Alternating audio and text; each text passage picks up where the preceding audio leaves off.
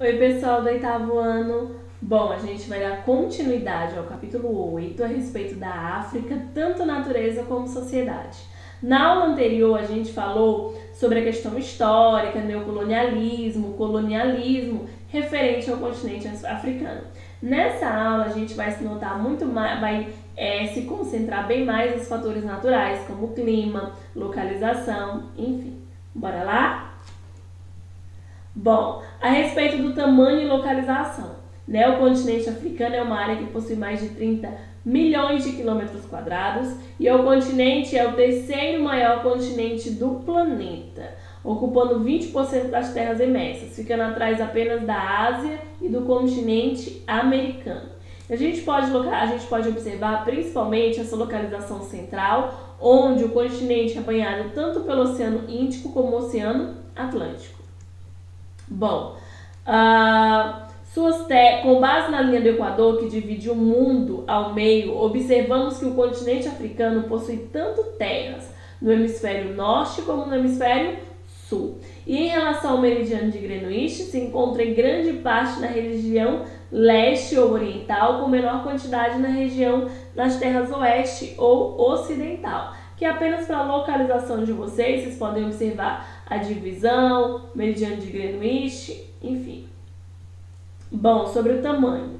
Em média, 80% da África ela vai se encontrar na região intertropical da Terra, ou seja, localiza-se tanto entre os trópicos de Capricórnio e se encontra ao sul e ao trópico de Câncer ao norte. O restante do continente se encontra em áreas temperadas. Então a gente observa que vai ser um continente de temperaturas elevadas, a gente observa bem que é o corte da linha do Equador, principalmente dessa região mais próxima, sendo cortado também pelo trópico de Câncer, mais próximo ao continente europeu, e também pelo trópico de Capricórnio, onde a gente vai ter temperaturas principalmente mais temperadas.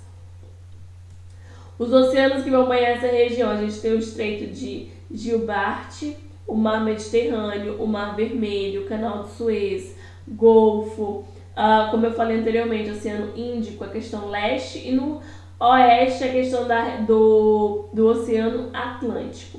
Outra coisa que a gente tem que lembrar, na aula passada a gente falou a respeito da colonização, né? Da descolonização, da independência dessa região. Essa região, quando eu falo de aspectos físicos e naturais, ela é bastante rica, bastante desenvolvida. Mas infelizmente o seu potencial não tem sido aproveitado, não tem sido explorado, não tem sido aproveitado, podemos assim dizer, devido à questão da exploração nos períodos coloniais, principalmente devido à questão da escravidão, que foi algo muito forte, que dividiu essa região, que levavam muitos reis, rainhas, príncipes desse local no período colonial, eles eram levados, colocados em navios, eram obrigados a trabalhar. Outra coisa que a gente vai observar que quando houve a divisão na Conferência de Berlim entre os países europeus, eles dividiram sem levar em consideração aspectos étnicos ou culturais, deixando no mesmo território tribos rivais, fazendo com que ainda hoje venha a ser a causa dessa falta de desenvolvimento, falta de crescimento, devido a muitos litígios, muitas brigas nessa região, entre outros fatores. Bom, sobre o clima. Observe que ao sul do Saara temos uma região denominada de Sahel, que é uma área de transição tanto entre o clima árido do deserto e também entre o clima tropical. Observe nessa região ao norte, que localiza-se o deserto do Saara, aqui é o do Sahel. Temos também o deserto do Kalahari aqui nessa região. Quais são os climas que a gente vai ter? Clima equatorial, onde há uma pequena amplitude térmica e vai ter chuvas anuais.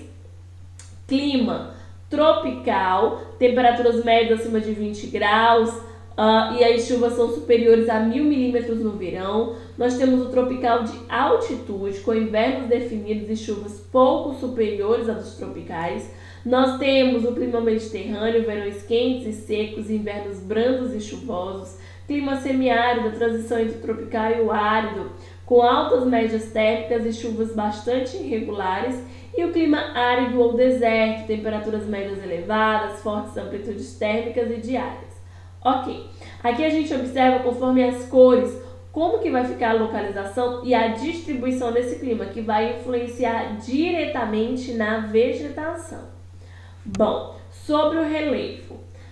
O continente africano ele é constituído por um grande escudo cristalino e apresenta altitudes modestas, com uma amplitude térmica de 600 metros, altura 600 metros, predominantemente de planalto desgastado pela erosão, ou seja, me mostra que tem uma estrutura de relevo geológica bastante antiga, sendo bem erodido e intemperizado e não possuindo altitudes médias elevadas. Isso nessa região, isso em grande parte da região. Ao noroeste, venhamos a encontrar cadeias montanhosas formadas por rochas recentes, período Cenozoico. Ao sul, a gente vai ter cadeias do Atlas, onde nós temos um grande planalto com altitude em torno de 450 metros, conhecido como Deserto do Saara. E já descendo o mapa, encontramos planalto dos Grandes Lagos. Aqui encontramos formações vulcânicas que dão origem às maiores altitudes da região, que é o Monte Kilimanjaro, e que possui mais de 5.000 metros de altitude, ou seja, vai ser bem diversificado. Vou ter um relevo antigo, desgastado, que não vai ter grandes altitudes.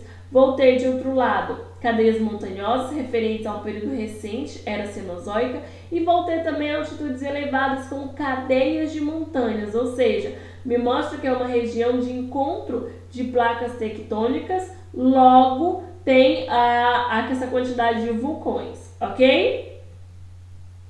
Bom, sobre os desertos africanos, a gente tem 3 basicamente. Deserto do Saara, que é o maior deserto do mundo e oficialmente é o 2º maior deserto da Terra.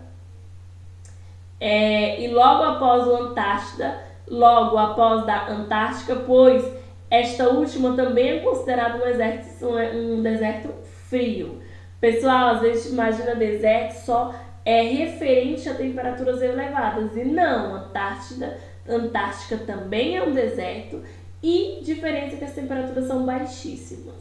Outro deserto que a gente vai ter é o do Kalahari, que é formado devido principalmente a uma corrente marítima fria e é condensado o vapor da água que vai em direção a esse continente. Outro deserto que a gente vai ter é o de Namíbia, que é o tipo de costeiro de grandes dunas banhado por correntes frias do Oceano Atlântico. Ou seja, lembrando que o maior de todos eles e tem a maior representatividade no mundo é o do Saara. Bom, sobre alguns aspectos socioeconômicos.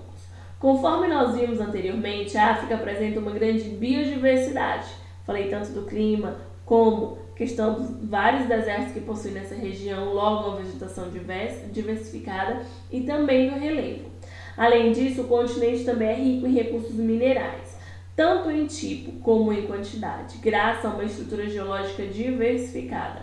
Essa estrutura é principalmente cristalina e sedimentar. A primeira é mais antiga e é rica em recursos minerais metálicos, e a segunda contém depósitos de combustíveis fósseis, tornando o solo dessa região muito rico e tornando também o continente africano um dos maiores fornecedores de matéria-prima para a indústria. Apesar de toda essa riqueza mineral e de exportação de minérios impulsionando o crescimento econômico e de alguns países africanos, historicamente e de exploração trouxe mais problemas do que benefícios para grande parte da população africana. Diversos países fora do continente ainda interferem na exploração de jazidas minerais. As condições de trabalho são precárias, poucos usufruem de riqueza gerada pela exploração mineral e a maioria da população está sujeita às péssimas condições de vida, principalmente na África subsaariana, que é abaixo do deserto do Saara. Essa região sul ela vai ser marcada por uma pobreza mais acentuada, diferentemente da região norte, que vai ser uma região mais desenvolvida e que não vai sofrer tanto com a fome, ok? Bom, a nossa aula fica por aqui. A gente dividiu esse capítulo em 2 partes. Qualquer dúvida, estou à disposição e até a próxima aula.